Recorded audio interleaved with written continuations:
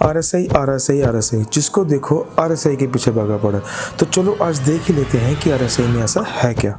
वैसे तो ये अपने आप में बहुत बड़ा टॉपिक है और कंफ्यूजिंग भी, क्योंकि इस पे ऑलरेडी बहुत सारी रिसर्चेज हो चुकी हैं और हो भी रही हैं। बट मैं इसको जितना सिंपल हो सकता है उतना सिंपल समझाने की कोशिश करूँगा ना।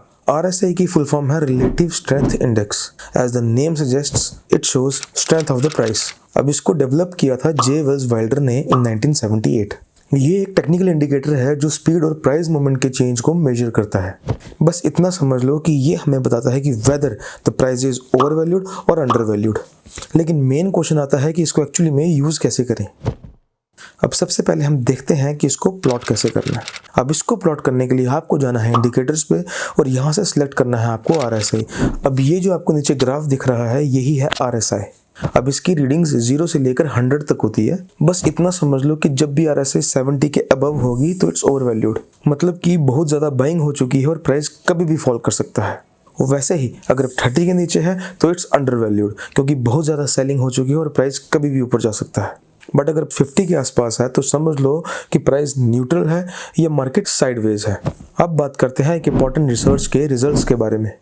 अब एक स्टडी के according there is only 21% chances कि मार्केट रिवर्स होगा when RSI is above 70। Similarly there is only 16% chances कि मार्केट रिवर्स होगा व्हेन RSI इज बिलो 30।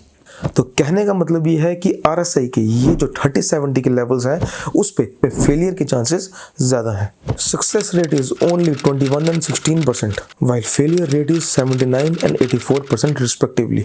बस यही वजह है कि मैक्सिमम ट्रेडर्स जब भी RSI को यूज करते हैं तो वो ट्रैप हो जाते हैं, क्योंकि this method doesn't work, therefore it's outdated and conventional. तो अब क्वेश्चन आता है कि करें तो करें क्या। अब इसी फेलियर को काउंटर करने के लिए इसी रिसर्च ने एक नया मेथड दिया था जो कि पुराने वाले के बिल्कुल ऑपोजिट है। Let's understand. न्यू मेथड के हिसाब से जो पहले हमारी अपर लिमिट थी 70, उसे हमें घटाकर 60 करना है, और लोअर लिमिट जो पहले 30 थी उसे बढ़ाकर 40 करना है। मतलब कि यूं समझ लो कि हमें अपर बैंड और लोअर बैंड को नैरो करना है। अब जब भी RSI 60 के लेवल को क्रॉस करे तो हमें बाइंग करनी है, क्योंकि सब लोग बाइंग कर रहे हैं। Trend is strong for upward movement. पहले मेथड के हिसाब से हम 70 पे करते थे, वेयर एज RSI के लेवल्स जब भी 40 के नीचे आए तो आपको सेलिंग करनी है, because down trend is strong and सब लोग सेलिंग कर रहे हैं।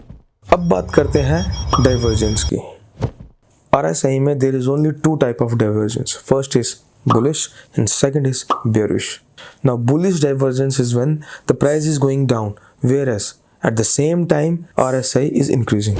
Means कि maximum लोग अब buying के लिए build up कर रहे हैं और प्राइस अब किसी भी वक्त ऊपर को burst हो सकता है। Whereas bearish divergence is when the price is going up, at the same time RSI is decreasing. मतलब कि प्राइस के ऊपर जाने की स्ट्रेंथ कम है और प्राइस कभी भी फॉल कर सकता है।